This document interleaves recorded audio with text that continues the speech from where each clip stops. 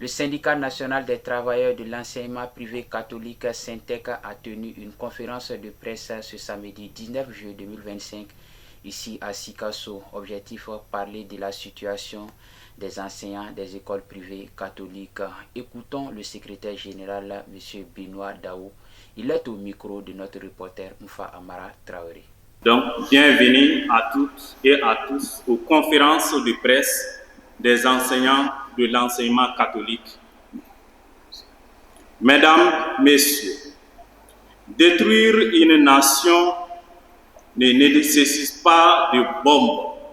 Il suffit de compromettre le système éducatif. Un pays sans système éducatif de qualité est comme une maison sans fondation solide. L'éducation est la clé du développement. Sans éducation, il est difficile d'avoir des citoyens qui comprennent leurs droits et leurs devoirs. L'éducation est un moteur de l'égalité sociale. L'école est souvent le seul outil qui puisse permettre à un enfant ici de milieu défavorisé et de rêver grand. L'éducation est une barrière contre l'obscurantisme. Sans éducation, les manipulations, la violence, la barbarie et les prisons prospèrent. L'éducation est le pilier de la croissance économique durable. L'exploitation intelligente des ressources et les investissements passent par une ressource humaine bien formée. L'éducation mal orientée ou négligée devient une arme de destruction lente mais certaine d'un pays. Mesdames, Messieurs, vous vous demanderez certainement pourquoi cette conférence de presse. La réponse est aussi simple qu'un bonjour et sa réponse. L'enseignement privé catholique et l'État malien, sur la demande de ce dernier, sont devenus deux vieux partenaires dans le domaine de l'éducation nationale.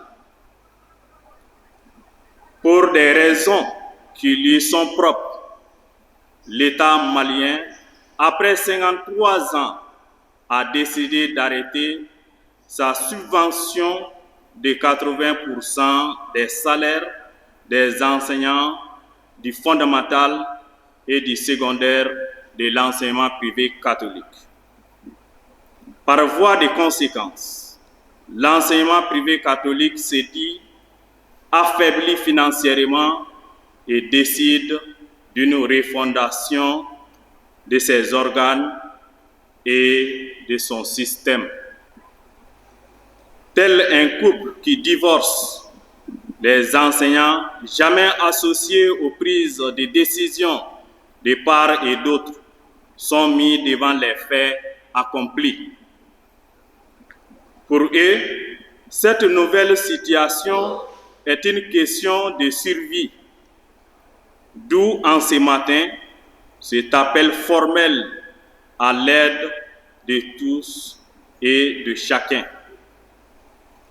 En deux mots, quelle est l'anxiété présente et l'aspect de la nouvelle collaboration entre l'enseignement privé catholique et ses enseignants que celui-ci veut maintenir à contre-cœur pour sauver sa face. Premièrement, comparé à notre salaire actuel, l'enseignement privé catholique refondé proposerait des rémunérations dérisoires malgré des exigences et des qualifications équivalentes. Deuxièmement, l'absence de révalorisation réelle, le sentiment de non-reconnaissance des efforts fournis et le stress engendré par la non-régularité des salaires auxquels s'ajoute un climat de méfiance. Les enseignants qui revendiquent leurs droits ou participent à des mobilisations sont très souvent victimes de marginalisation et de représailles. Le dialogue social constructif rencontre d'énormes barrières. La répugnance pour le syndicalisme est affichée jusque les contrats de travail. En définitive, que veulent les enseignants? En absence de tout plan social, c'est fuir la tristesse réalité d'un système très rigide, stressant, très instable financièrement et non reconnaissant. Aussi, veulent-ils à l'unanimité que l'État malien veuille entendre leurs cris de désespoir et à titre exceptionnel, et ce serait justice les redéployer selon leurs catégories, grades et échelons actuels. Dans la fonction publique, en vue de la poursuite de leur mission d'éducation pour le bien de tous.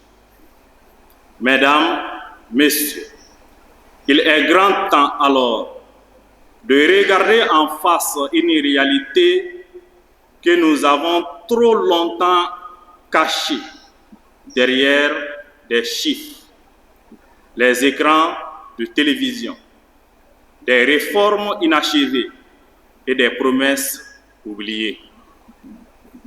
La réalité d'un homme, d'une femme, de l'enseignant du privé catholique, cet enseignant, puisqu'il faut le dire, debout, chaque matin, souvent le ventre vide, souvent très épuisé, mais toujours debout pour vous, pour nos enfants, pour notre avenir.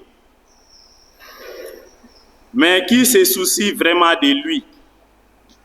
Quand son salaire ne suffit plus à nourrir sa famille, à la soigner et à payer les loyers parce que son mois devient 60 ou 90 jours.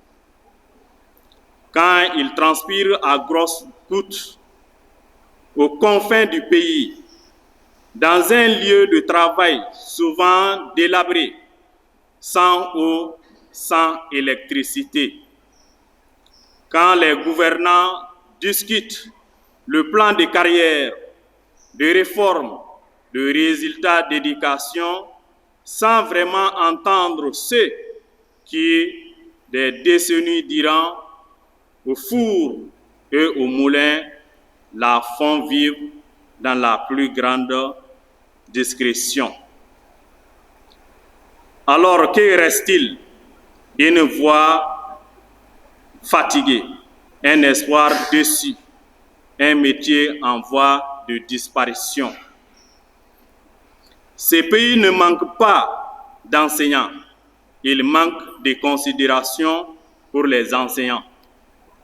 Ces pays ne manquent pas de discours et de projets pour l'école, ils manquent la volonté réelle d'agir vite. Tantôt, on nous appelle les bâtisseurs de demain, les soldats de la craie, tantôt les vétérans, et pourtant, on nous refuse les moyens du présent. Ces moyens indispensables à l'efficacité sur le terrain pendant que la valeur du point indiciaire, qui est de 400 francs CFA, passera bientôt à 422 francs CFA. L'on voudrait ramener la nôtre à celle des années de 1980, soit un recul de plus de 40 ans. On exige de nous l'excellence en permanence sans nous offrir la décence pour autant. Aujourd'hui, nous ne voulons pas parler seulement de la précarité à laquelle est exposés les enseignants des écoles catholiques, mais aussi de celle de tout le corps enseignant du Mali. Nous voulons surtout toucher du doigt cette forme oubli, quasi institutionnalisée, cette négligence collective du métier d'enseignant qui risque de devenir une trahison envers les générations à venir de nos valeurs. Des écoles de l'enseignement privé catholique seront bientôt fermées définitivement à Togo, Somo, Diou, Karangasso, Sanzana, Fatiana et des enseignants jetés dans la rue. Or, lorsqu'un enseignant est abandonné, c'est une salle de classe qui se vide. C'est un esprit qui ne s'éveille pas. C'est une nation qui perd des ressources. Alors nous lançons un cri d'homme mature, pas de colère, mais de dignité, de justice et de souveraineté. Il est temps qu'au Mali, l'éducation redevienne véritablement l'une des deux premières priorités de nos gouvernants. L'heure est venue que le peuple malien tout entier soit sensible et se mobilise face à la qualité de ses enseignants et à l'amélioration de leurs conditions de vie.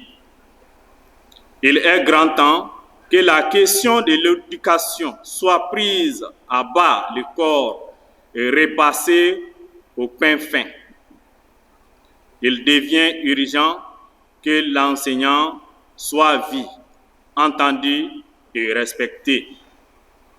Il n'est plus permis d'attendre que l'enseignant ne soit plus relégué au second plan dans les prises de décision. Le réveil des consciences ne peut plus tarder, qu'on donne à l'enseignant sa vraie place, celui des citoyens modèles et de guides, qui n'est pas un privilège, mais un devoir national. Pour chaque enfant qui rêve, il y a un enseignant qui l'a encouragé. Pour chaque cadre, pour chaque expert ou champion, il y a la présence et le dévouement d'un enseignant.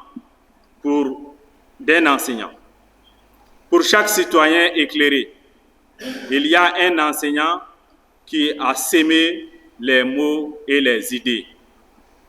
Pour chaque gouvernement fort, chaque entreprise performante, pour le développement de tout pays, il faut une ressource humaine de qualité, une école forte.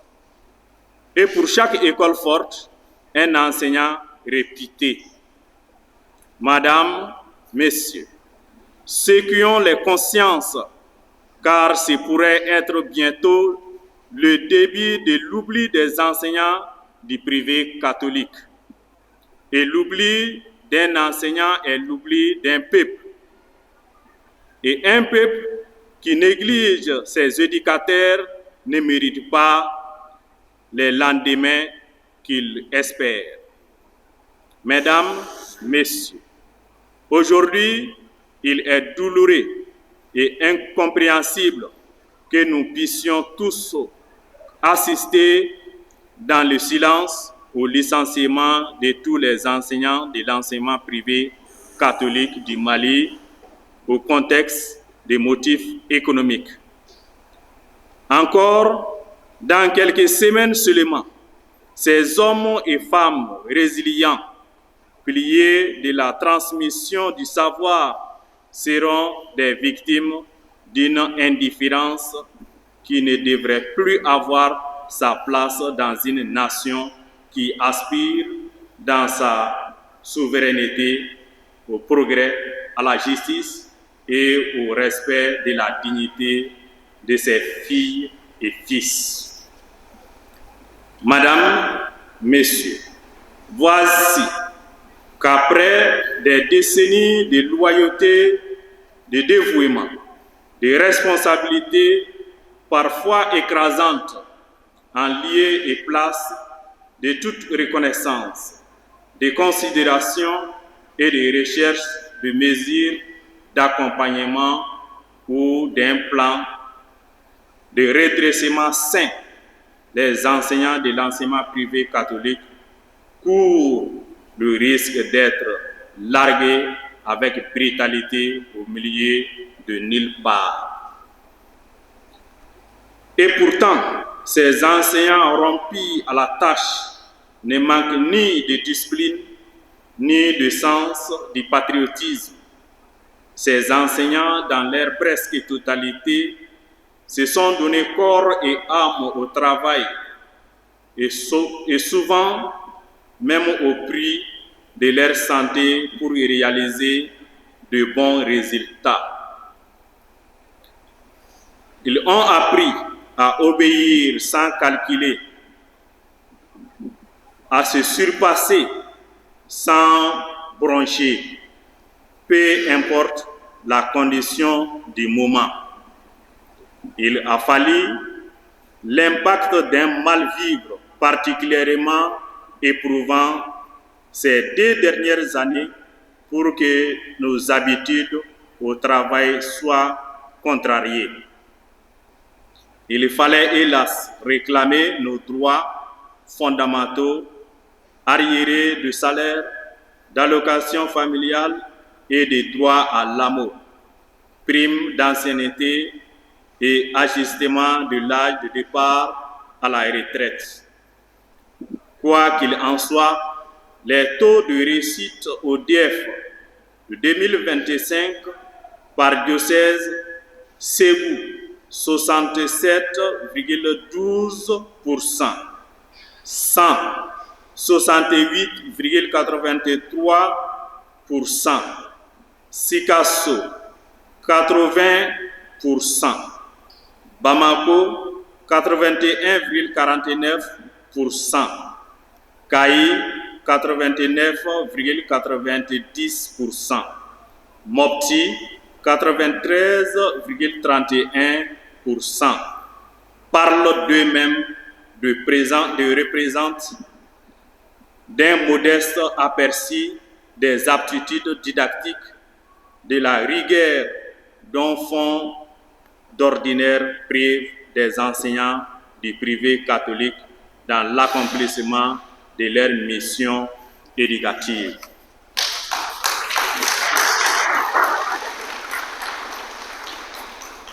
Le corps enseignant de l'enseignement privé catholique pourrait lui offrir bien à plus s'il avait été écouté, compris et apprécié à sa juste valeur.